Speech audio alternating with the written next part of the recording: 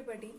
This video is about the basic concepts of business, that is the nature and purpose of business, which is a part of class 11's business studies syllabus. So kindly support me, मेरी videos को like कीजिए, subscribe कीजिए मेरे channel को और ऐसे educational stuff के लिए. Thank you. So let's start with the chapter. So chapter है nature and purpose of business. हम सबसे पहले स्टार्ट करेंगे ह्यूमन एक्टिविटीज से. ह्यूमन एक्टिविटीज क्या होती हैं? The activities which are performed by human beings are known as human activities. अब कुछ एक्टिविटीज जो होती हैं वो ह्यूमन परफॉर्म करता है फॉर अर्निंग मनी, जैसे कि हम सबको पता है, for earning money, for earning livelihood. और कुछ एक्टिविटीज ह्यूमन बीइंग परफॉर्म करता है फॉर साइकोलॉजिकल सेटिस्फेक्शन, जैसे कि जिसे हम कहते हैं मन की शांति के लिए.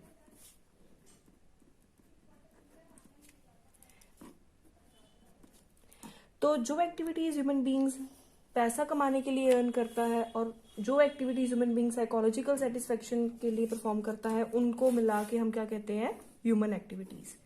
अब जो एक्टिविटीज ह्यूमन बीइंग सिर्फ पैसा कमाने के लिए अर्न कर रहा है, अपनी लाइवलीहुड को कमाने के लिए अर्न कर रहा है, उसे हम कहते हैं इकोनॉमिक एक्टिविटीज, जिससे हमें क्या होगा? कोई इकोनॉमिक बेनिफिट होगा. इकोनॉमिक बेनिफिट वो होता है जिसमें कोई मॉनेटरी गेन हो, कोई मॉनेटरी बेनिफिट हो, जिसमें पैसा मिले. और नॉन इकोनॉमिक एक्टिविटीज दूसरी कैटेगरी हमारी बन जाती है, क्योंकि इसमें कोई भी मॉनेटरी गेन या कोई भी इकोनॉमिक बेनिफिट नहीं होगा, ना ही कोई मॉनेटरी गेन होगा, सिर्फ मन की शांति के लिए, अपनी साइकोलॉजिकल सेटिस्फेक्शन के लिए. और उन एक्टिविटीज को हम क्या कहेंगे? Non economic activities. तो ये दोनों क्या बन गई? Categories of human activities. Categories of human activities. तो ये क्या बन गया हमारा? कैटेगरीज ऑफ ह्यूमन एक्टिविटीज, ये दोनों, जिसमें एक हो गया इकोनॉमिक और दूसरा हो गया नॉन इकोनॉमिक. तो हम एक रिकैप्चुलेट अगर करें तो क्या है कि हमने सबसे पहले पढ़ा ह्यूमन एक्टिविटीज, जो कि ह्यूमन बींग्स जो एक्टिविटीज परफॉर्म करते हैं उन्हें कहते हैं ह्यूमन एक्टिविटीज. कुछ एक्टिविटीज परफॉर्म होती है पैसा कमाने के लिए, जिन्हें हम इकोनॉमिक एक्टिविटीज कहते हैं. और कुछ एक्टिविटीज ह्यूमन बींग परफॉर्म करता है सिर्फ अपनी मन की शांति के लिए, उन्हें हम कहते हैं नॉन इकोनॉमिक एक्टिविटीज. अब हम इन दोनों को डिटेल में पढ़ेंगे. सबसे पहले हम स्टार्ट करते हैं इकोनॉमिक एक्टिविटीज से. तो जैसा कि हमने पहले ही पढ़ा कि economic activities are those activities which are performed by people with the objective of earning money, that is for monetary benefit. Okay, तो जैसा कि हम पढ़ चुके हैं, मॉनेटरी गेन और इकोनॉमिक बेनिफिट, जिसमें हमें क्या होगा? कुछ पैसा मिलेगा. अब इन एक्टिविटीज में क्या कौन कौन सी एक्टिविटीज आती हैं? सबसे पहले होता है जैसे प्रोडक्शन, कुछ प्रोड्यूस करेंगे तो बेचेंगे, बेचेंगे तो पैसा आएगा. एक्सचेंज, एक्सचेंज यही है, एक कोई खरीदने आएगा तो कोई बेचेगा. डिस्ट्रीब्यूशन, अब डिस्ट्रीब्यूशन तो ये कि सामान तो बन गया फैक्ट्री में, अब डिस्ट्रीब्यूट नहीं होगा तो कैसे बिकेगा? तो distribution of goods and services, जो भी सामान बनाया या जो भी सर्विस कोई दे रहा है उसको हमने डिस्ट्रीब्यूट भी करना है. सामान है तो होलसेलर और रिटेलर को जाएगा, सर्विसेज है तो अपने एजेंट्स के द्वारा वो डिस्ट्रीब्यूट करता है. तो प्रोडक्शन, एक्सचेंज और डिस्ट्रीब्यूशन जब तक नहीं होगी अपने गुड्स और सर्विसेज की, तब तक वो एक्टिविटी इकोनॉमिक एक्टिविटी नहीं कहलाएगी. फॉर एग्जाम्पल, इसमें एग्जाम्पल है जैसे इकोनॉमिक एक्टिविटीज का, जैसे हमने सामान बनाया फैक्ट्री में, ठीक है, कोई हम होलसेलर को सामान डिस्ट्रीब्यूट कर रहे हैं, distribution of goods to wholesaler, retailer, ये तो हमने आपको बता ही दिया है. और रिटेलर, कोई फैक्ट्री में काम कर रहा है, working in factory, working in factory. कोई डॉक्टर है, कोई लॉयर है, कोई टीचर है स्कूल में, टीचर इन स्कूल, एक्सेट्रा. तो हमने क्या देखा कि इकोनॉमिक एक्टिविटी वो एक्टिविटी है जिसमें हमें कोई इकोनॉमिक बेनिफिट होगा या मॉनेटरी गेन होगा, जिसमें हमें पैसा मिलेगा, बेसिकली इनकम जनरेशन होगी. इसमें कौन कौन सी एक्टिविटीज आती हैं? कुछ प्रोडक्शन किया, उसको बेचेंगे तो पैसा जनरेट होगा. एक्सचेंज, अगर सामान बना के रखा ही हुआ है तो भी कोई फायदा नहीं, एक्सचेंज तो जरूरी है ही, एक खरीदेगा तो एक बेचेगा. Distribution of goods and services, अगर सामान पड़ा ही हुआ है फैक्ट्री में, डिस्ट्रीब्यूट ही नहीं हो रहा, होलसेलर रिटेलर तो जरूरी है, या एजेंट्स चाहिए जो हमारे सामान को या जो भी सर्विसेज है उसको डिस्ट्रीब्यूट करवाए। एग्जाम्पल हमने पढ़ लिया, फैक्ट्री में जैसे सामान बन रहा है, डिस्ट्रीब्यूशन हो रही है गुड्स की, होलसेलर को, रिटेलर को, आगे वो फिर कस्टमर तक तो अपने आप ही पहुंच ही जाएगा। वर्किंग है, कोई फैक्ट्री में वर्क कर रहा है, कोई ऑफिस में वर्क कर रहा है, कोई डॉक्टर है, कोई लॉयर है, कोई टीचर है, जो भी है, इन सब में हमें क्या जनरेट होगा, मनी जनरेट होगी, मॉनेटरी गेन होगा, कोई इकोनॉमिक बेनिफिट होगा। अब हम पढ़ेंगे types of economic activities. Economic activities की टाइप्स क्या है? बेसिकली 3 तरह की होती है, बिजनेस, प्रोफेशन और एक एम्प्लॉयमेंट। अब हम सबसे पहले पढ़ेंगे बिजनेस।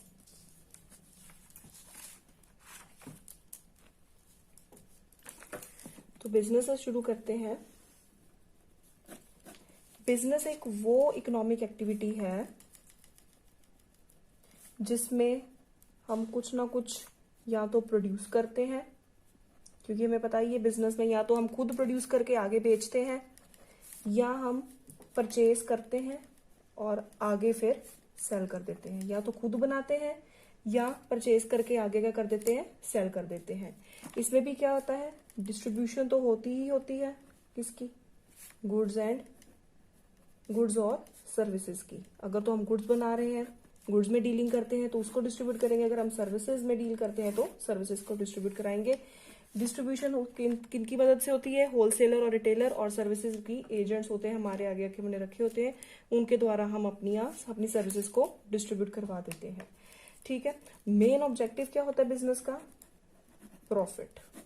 मेन ऑब्जेक्टिव क्या होता है, प्रॉफिट अर्न करना। एग्जाम्पल, कुछ भी कपड़ों का बिजनेस है, फिशिंग कर रहे हैं, माइनिंग करते हैं, फार्मिंग करते हैं, मैन्युफैक्चरिंग करते हैं जो इंडस्ट्रीज में होती है। ठीक है, और होलसेल क्या होता है, इधर से खरीदा और आगे बेच दिया, होलसेलिंग कर रहे हैं। ठीक है जी, तो फिशिंग हो गया, माइनिंग हो गया, फार्मिंग हो गया, मैन्युफैक्चरिंग हो गया, होलसेलिंग, सब में क्या हो रहा है, कुछ ना कुछ या तो हम प्रोड्यूस करके आगे बेच रहे हैं या परचेज करके आगे बेच रहे हैं। डिस्ट्रीब्यूशन तो होनी है, वो मैंने आपको बता दिया।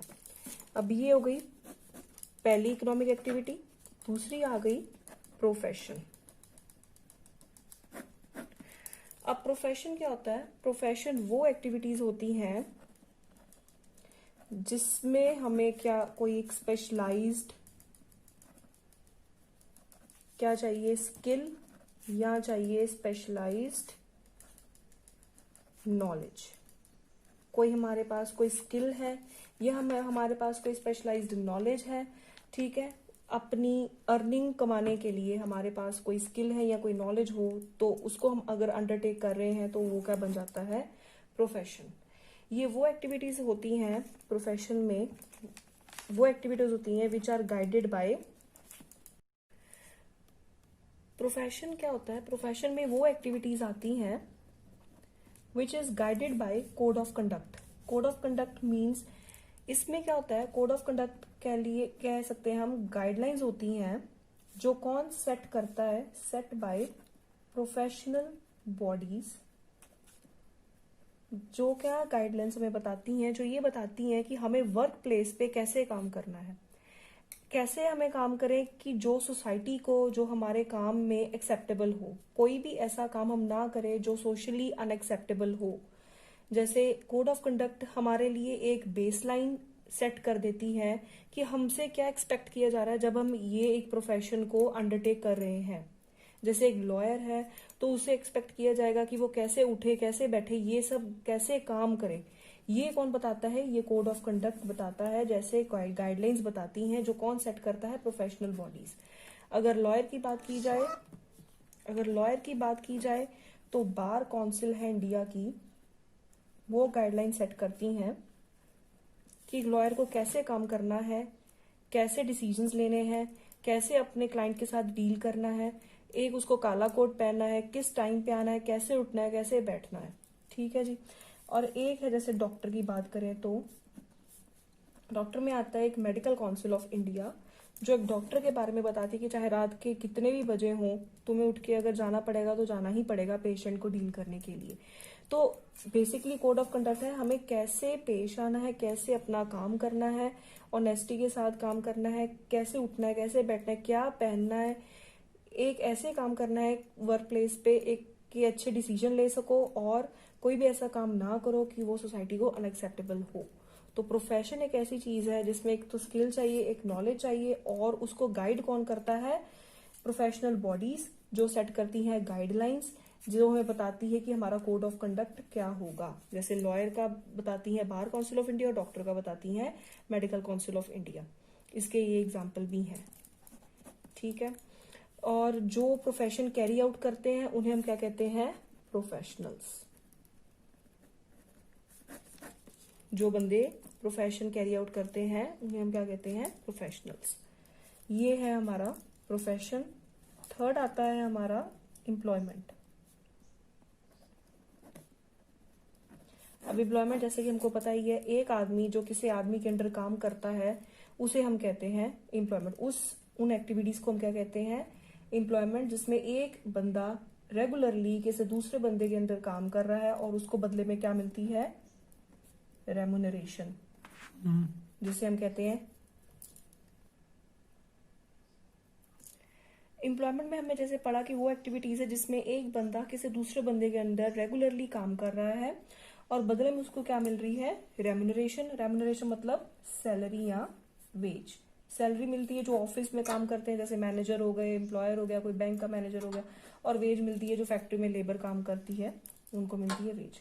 अब एम्प्लॉयमेंट में क्या होता है? एम्प्लॉयमेंट में रेगुलरली क्या होगा कि एक बंदा, जिसको हम क्या कहेंगे? एम्प्लॉय, वो काम करेगा किसके अंडर? Work under employer. तो बदले में उसको क्या मिलेगा? पैसा, जो कि हम कहते हैं सैलरी या वेज। तो ये भी क्या हो गई? एक इकोनॉमिक एक्टिविटी हो गई, क्योंकि इसमें भी क्या क्या जनरेट हो रहा है? मनी जनरेट हो रही है, इनकम जनरेट हो रही है। एग्जाम्पल हमें पता ही है, working in office, bank, insurance companies, shops, जो कि हम manager, working as a manager, clerk, peon, etcetera. तो ये थे हमारे 3 economic activities, business, profession, employment. Business में हम कुछ बनाते हैं या कुछ खरीद के आगे बेच देते हैं, जिसमें डिस्ट्रीब्यूशन होती है गुड्स और सर्विसेज की। मेन ऑब्जेक्टिव होता है प्रॉफिट। एग्जाम्पल हो गया फिशिंग, माइनिंग, फार्मिंग, मैन्युफैक्चरिंग और या होलसेलिंग। प्रोफेशन में वो एक्टिविटीज आती हैं जो एक तो प्रोफेशनल कैरी आउट करते हैं और जिसके लिए हमें कोई स्पेशलाइज्ड स्किल या स्पेशलाइज्ड नॉलेज चाहिए। और ये वो एक्टिविटीज है जो कौन गाइड करता है? कोड ऑफ कंडक्ट, यानी कि गाइडलाइंस जो सेट कौन करता है? Professional bodies. जैसे एग्जांपल लॉयर या डॉक्टर, लॉयर के लिए बार काउंसिल ने सेट कर रखी है और डॉक्टर के लिए मेडिकल काउंसिल ऑफ इंडिया ने। तीसरा है एम्प्लॉयमेंट, जो कि कॉन्ट्रैक्ट होता है between employee and the employer, जिसमें क्या होता है? एक बंदा दूसरे बंदे के अंडर रेगुलरली काम कर रहा है और उसके बदले में उसको क्या मिलती है? रेम्यूनरेशन, जिसको हम सैलरी या वेज कहते हैं। जैसे एग्जांपल ऑफिस में काम करना, कोई बैंक में, कोई कंपनी में, शॉप में एज अ मैनेजर काम करना, as a clerk, peon, etcetera. अब नेक्स्ट हम पढ़ेंगे difference between business, profession and noise. Difference between business, profession, employment. अब हम इनमें डिफरेंस पढ़ेंगे। सबसे पहला हम बेस लेते हैं कमेंसमेंट। कमेंसमेंट होता है स्टार्ट। अब बिजनेस को शुरू करने के लिए हमें किसी भी तरह की कोई फॉर्मेलिटी नहीं करने की जरूरत है। हमारा अपना डिसीजन है, मतलब जिसने स्टार्ट करना है, डिसीजन ऑफ एंटरप्रेन्योर, जिसने शुरू करना है उसका अपना डिसीजन है, उसका मन है शुरू करने का तो वो शुरू कर लेगा। प्रोफेशन में क्या है? जब तक हमारे पास कोई स्पेसिफिक डिग्री नहीं है या कोर्स नहीं पूरा हुआ या हमारे पास सर्टिफिकेट ऑफ प्रैक्टिस नहीं है, जैसे डॉक्टर को भी चाहिए होता है सर्टिफिकेट ऑफ प्रैक्टिस, लॉयर को भी चाहिए, डिग्री चाहिए, जैसे लॉयर को चाहिए LLB या उसके आगे की जो भी डिग्री है, और अगर डॉक्टर की बात करें तो उसको MBBS, MD, आगे MS। तो जब तक वो नहीं होगी डिग्री हमारे पास तो प्रोफेशन को नहीं शुरू कर सकते हैं। जब भी आ जाए तो हम we can commence with the professional work. Employment में क्या होगा, कॉन्ट्रैक्ट होगा, ज्वाइनिंग होगी, कॉन्ट्रैक्ट ऑफ ज्वाइनिंग, बस आपको जब नौकरी मिल गई आपने कॉन्ट्रैक्ट को साइन कर लिया, एग्रीमेंट साइन हो गया, एग्रीमेंट को कहते हैं सर्विस एग्रीमेंट, तो you can start with your employment. तो ये हो गया कमेंसमेंट। दूसरा है क्वालिफिकेशन। अब बिजनेस को शुरू करने के लिए कोई स्पेसिफाइड क्वालिफिकेशन तो चाहिए ही नहीं, स्पेसिफिक क्वालिफिकेशन तो कोई है ही नहीं, कोई मिनिमम क्वालिफिकेशन नहीं है, नो मिनिमम क्वालिफिकेशन। एक अनपढ़ बंदा भी अपना बिजनेस को शुरू कर सकता है। प्रोफेशन में आपको पता ही है, अगर हम क्वालिफिकेशन की बात करें तो बिजनेस की बात करें तो कोई स्पेसिफिक क्वालिफिकेशन नहीं चाहिए होती, कोई मिनिमम क्वालिफिकेशन नहीं रिक्वायर्ड है, कोई कम पढ़ा बंदा भी हो वो भी अपना बिजनेस शुरू कर सकता है। प्रोफेशन की बात करें तो हमें पता ही है, प्रिस्क्राइब्ड एजुकेशनल क्वालिफिकेशन तो चाहिए ही है, प्रोफेशनल क्वालिफिकेशन तो मस्ट है, जैसे हमने ऊपर ऑलरेडी बात कर ली है। एम्प्लॉयमेंट की बात करें तो वो depends upon the nature of job, कि आपकी जॉब कैसी है। अगर प्यून की जॉब है तो 10वीं पास भी चलेगा, अगर मैनेजर की जॉब है तो MBA चाहिए, तो it depends upon the type and the nature of job. Third बात करते हैं हम इन्वेस्टमेंट की। इन्वेस्टमेंट होता है कितना पैसा लगाया। अब बिजनेस में तो हमें कैपिटल रिक्वायरमेंट चाहिए होती है, पैसा लगाना, कैपिटल रिक्वायरमेंट हमें बिजनेस में तो चाहिए ही चाहिए, पैसा तो लगाना ही पड़ता है, इन्वेस्ट करना ही पड़ता है, लेकिन वो भी डिपेंड करता है स्केल ऑफ जॉब बिजनेस के ऊपर। अगर तो बड़ा बिजनेस शुरू कर रहे हैं तो ज्यादा पैसा लगाना पड़ेगा, अगर छोटा बिजनेस शुरू करें तो उस हिसाब से पैसा भी कम लगेगा। प्रोफेशन में क्या है, लिमिटेड कैपिटल इन्वेस्टमेंट होती है। जैसे पढ़ाई है, पढ़ाई में जितना पैसा खर्च होगा वो तो होगा ही, जैसे डॉक्टर की पढ़ाई है तो वो थोड़ी महंगी है तो पैसा तो लगेगा ही लगेगा, और अगर उसकी बात करें लॉयर की भी तो उसमें भी जितना पैसा पढ़ाई का है, डिग्री का है, वो तो लगेगा ही लगेगा। CA की बात करें तो उसमें उस हिसाब से लगेगा, अपनी ट्यूशन का खर्चा या जो भी होता है। तो कैपिटल इन्वेस्टमेंट होती है पर लिमिटेड होती है। इसमें क्या होता है, हमारी investment no capital investment.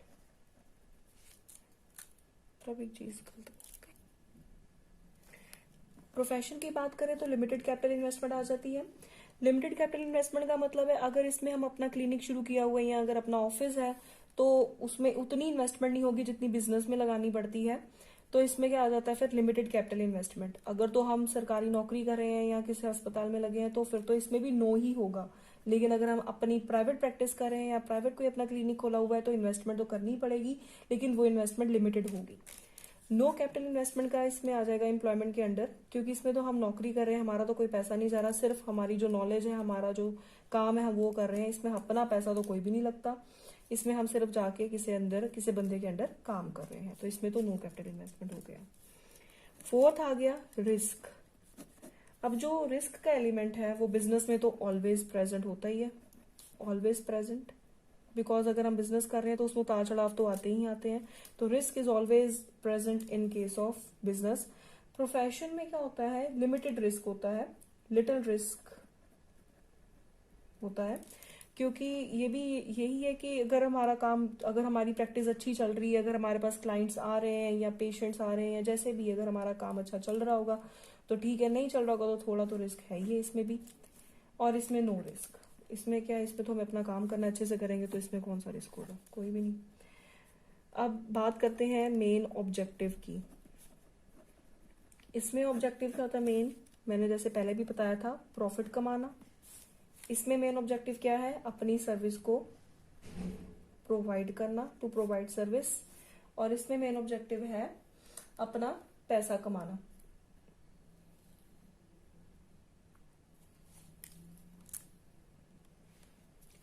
Employment में मेन ऑब्जेक्टिव क्या होता है, अपनी सैलरी को अर्न करना, कैसे, अपने एम्प्लॉय को सेटिस्फाई करके। सो इसमें तो मेन ऑब्जेक्टिव यही है कि is to earn income in the form of salary by satisfying the employer.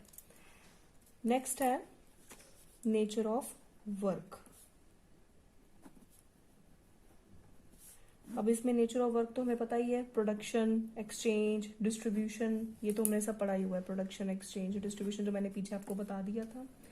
इसमें नेचर ऑफ वर्क क्या है, पर्सनलाइज्ड सर्विसेज देना ऑफ स्पेशलाइज्ड नेचर। इसमें क्या है, पर्सनलाइज्ड सर्विसेज देना। इसका मतलब क्या है, एक क्लाइंट को कोई और प्रॉब्लम हो सकती है, एक पेशेंट को एक बीमारी हो सकती है, दूसरे को वो जरूरी नहीं वही हो। तो जैसा जैसा कोई जो बंदा जिसकी जो नीड है उसको फुलफिल करना, यानी कि पर्सनलाइज्ड सर्विसेज देना। और इसमें क्या है, जो काम एम्प्लॉयर ने एम्प्लॉय को दे दिया उसको एम्प्लॉयर ने एम्प्लॉय को दे दिया उसको पूरा करना। तो ये तो जो अगर साइन किया जाएगा एम्प्लॉयर ने एम्प्लॉय को किया होगा उसको पूरा करना, वो काम होगा। Code of conduct. अब कोड ऑफ कंडक्ट जैसे कि मैंने आपको बताया था, गाइडलाइंस है कि हमें कैसे अपनी वर्क प्लेस पे काम करना है, जो कि प्रोफेशनल बॉडीज सेट करती हैं। जो बिजनेस के लिए तो कोई भी प्रिस्क्राइब्ड कोड ऑफ कंडक्ट नहीं है, इसमें कोई भी प्रिस्क्राइब्ड कोड ऑफ कंडक्ट नहीं है, क्योंकि ये तो बिजनेसमैन की अपनी है कि उसने कैसे काम करना है, ऑनेस्ट के साथ काम करना है या कोई ऐसा काम नहीं करना जो सोसाइटी को एक्सेप्टेबल ना हो। पर इनके लिए कोई भी प्रोफेशनल बॉडी नहीं है जो इनके लिए कोई भी कोड ऑफ कंडक्ट बनाए। अब इसमें तो हमें पता ही है कोड ऑफ कंडक्ट है, ये हमने पढ़ा ही हुआ है, जो हमें कौन बताती हैं, सेट बाय प्रोफेशनल बॉडीज और एसोसिएशंस। और इसमें कोड ऑफ कंडक्ट कोई भी नहीं होता, बस यही होता है कि टर्म्स एंड कंडीशन लिखी होती हैं हमारे एग्रीमेंट में, हमारे एम्प्लॉयमेंट एग्रीमेंट में, बस वो टर्म्स एंड कंडीशंस को फुलफिल करना होता है। अब उसके बाद है रिवॉर्ड। अब काम किया है तो उसके बदले में कुछ रिवॉर्ड भी तो मिलना चाहिए ना, बिना उसके तो कोई भी काम बेकार होगा। तो इसमें रिवॉर्ड क्या है, प्रॉफिट। इसमें रिवॉर्ड क्या होगा, फीस। लॉयर के पास जाओगे या डॉक्टर के पास जाओ तो फीस देते हैं, और इसमें रिवॉर्ड क्या होगा, सैलरी या वेज। तो ये हमारा हो गया difference between business, profession, employment. सबसे पहले हमने पढ़ा था कमेंसमेंट, डिसीजन है अपना, जब उसका मन होगा वो खोल लेगा। इसमें स्पेसिफिक डिग्री, कोर्स, सर्टिफिकेट नहीं मिलता तब तक नहीं शुरू कर सकते। इसमें जब कॉन्ट्रैक्ट ज्वाइनिंग का या सर्विस एग्रीमेंट साइन कर लिया तो एम्प्लॉयमेंट कमेंस हो गई। क्वालिफिकेशन, कोई स्पेसिफिक क्वालिफिकेशन नहीं है, इसमें प्रिस्क्राइब्ड प्रोफेशनल क्वालिफिकेशन चाहिए, इसमें डिपेंड करेगा जॉब कैसी है। इन्वेस्टमेंट, इसमें कैपिटल रिक्वायरमेंट चाहिए, बस डिपेंड करेगा बिजनेस छोटा है या बड़ा उस हिसाब से। इसमें लिमिटेड कैपिटल इन्वेस्टमेंट या नो भी आ सकता है। नो तब जब आप किसी के अंडर काम कर रहे हैं, लिमिटेड तब जब आप अपना प्राइवेट प्रैक्टिस कर रहे हैं। इसमें नो कैपिटल इन्वेस्टमेंट, क्योंकि इसमें तो किसी के अंडर काम करना है, अपना पैसा कोई नहीं लग रहा। रिस्क इसमें हमेशा होगा, इसमें कम होगा, इसमें बिल्कुल नहीं होगा। मेन ऑब्जेक्टिव प्रॉफिट है, इसमें सर्विस प्रोवाइड करना है, और इसमें income in the form of salary. Nature of work बताइए, प्रोडक्शन, एक्सचेंज, डिस्ट्रीब्यूशन। इसमें पर्सनलाइज्ड सर्विसेज, और इसमें जो काम एम्प्लॉयर ने एम्प्लॉय को असाइन कर दिया उस हिसाब से। कोड ऑफ कंडक्ट इसमें कोई भी नहीं है, इसमें जरूर है जो कि प्रोफेशनल बॉडीज सेट करती है, और इसमें जो भी कॉन्ट्रैक्ट में टर्म्स एंड कंडीशन लिखी होगी उनको फॉलो करना पड़ेगा। रिवॉर्ड, इसमें प्रॉफिट है, इसमें फीस है, इसमें सैलरी या wage. That's all. Now this is the last part for this video, that is non-economic activities. अब तक हमने इकोनॉमिक एक्टिविटीज पढ़ा था जिसमें बिजनेस, प्रोफेशन और एम्प्लॉयमेंट पढ़ा और उनका डिफरेंस किया। अब हम पढ़ेंगे नॉन इकोनॉमिक एक्टिविटीज। अब नॉन इकोनॉमिक एक्टिविटीज वो एक्टिविटीज हैं which are undertaken for psychological satisfaction. जैसे कि मैंने पहले भी बताया था, मन की शांति के लिए, अपनी पर्सनल सेटिस्फेक्शन के लिए जो हम एक्टिविटीज परफॉर्म करते हैं उन्हें हम कहते हैं नॉन इकोनॉमिक एक्टिविटीज, जिसमें हमें कोई भी मॉनेटरी गेन नहीं होगा, नो गेन। ओके, अब इसमें एग्जांपल आ जाते हैं, जैसे हम टेम्पल जाते हैं, चैरिटी करते हैं, कोई सोशल सर्विस कर रहे हैं, या हम कुछ प्रोड्यूस कर रहे हैं फॉर सेल्फ कंजम्पशन, अपने कंज्यूम करने के लिए, आगे बेचने के लिए नहीं, तो वो एक्टिविटीज क्या हो जाएंगी, non economic activities. And result यही है, ना तो इसमें कोई प्रॉफिट जनरेट होना है, ना ही कोई इनकम, सिर्फ क्या होगा, पर्सनल सेटिस्फेक्शन, साइकोलॉजिकल सेटिस्फेक्शन। अब कोई एक्टिविटी इकोनॉमिक है या नॉन इकोनॉमिक है, वो किसके ऊपर डिपेंड करता है, depends upon the motive with which it is performed. ये जरूरी बात है। कोई एक्टिविटी इकोनॉमिक है या नॉन इकोनॉमिक, ये डिपेंड करेगा किस मोटिव से वो एक्टिविटी परफॉर्म की गई। एक एक्टिविटी इकोनॉमिक भी हो सकती है और वही एक्टिविटी नॉन इकोनॉमिक भी हो सकती है। अगर तो कोई एक्टिविटी का रिजल्ट, एंड रिजल्ट अगर मॉनेटरी गेन में हो, यानी कि पैसा जनरेट होगा, तो वो एक्टिविटी क्या बन जाएगी, इकोनॉमिक।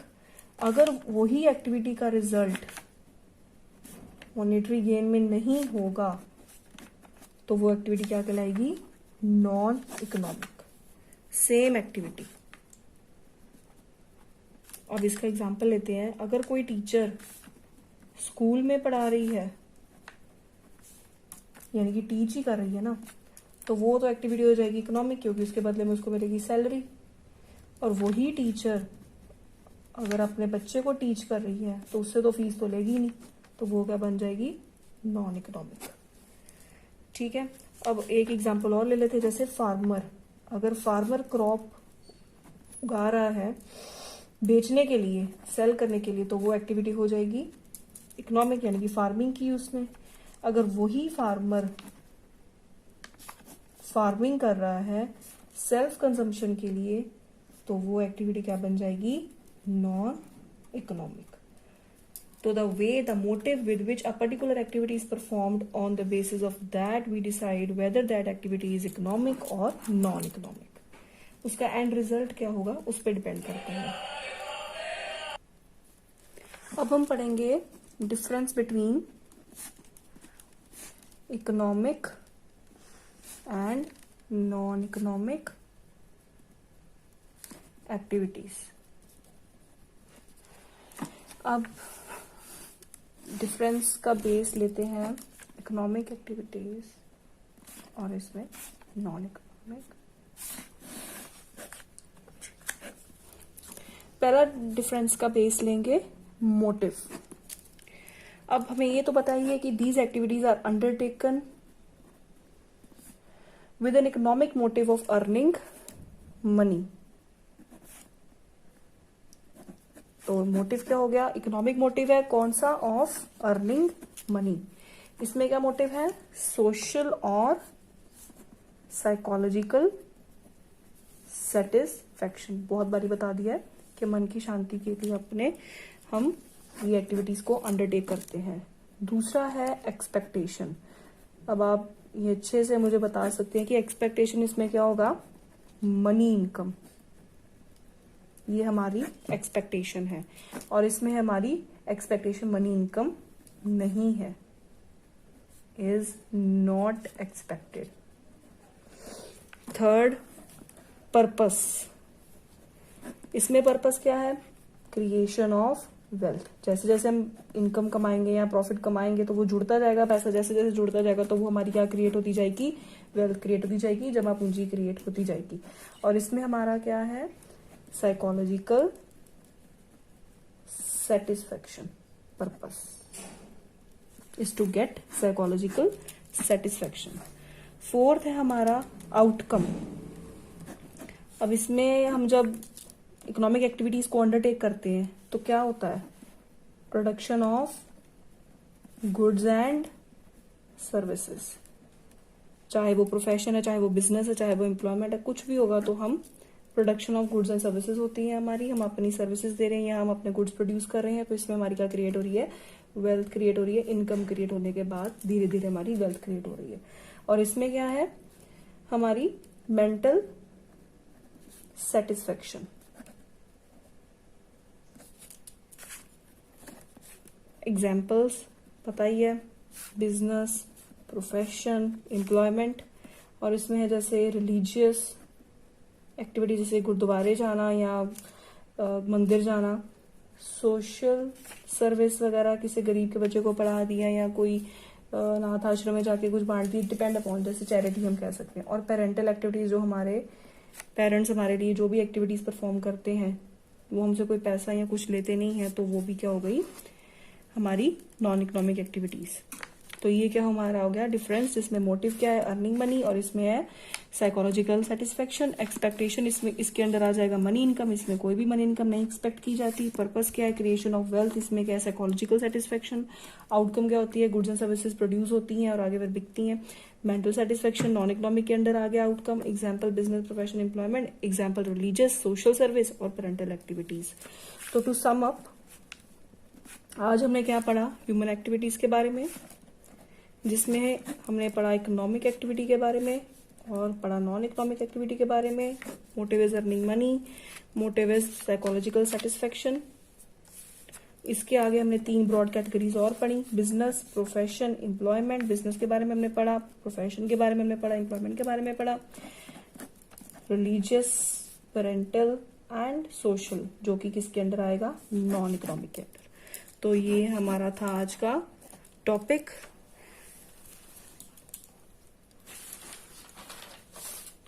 तो ये आज हमारा हो गया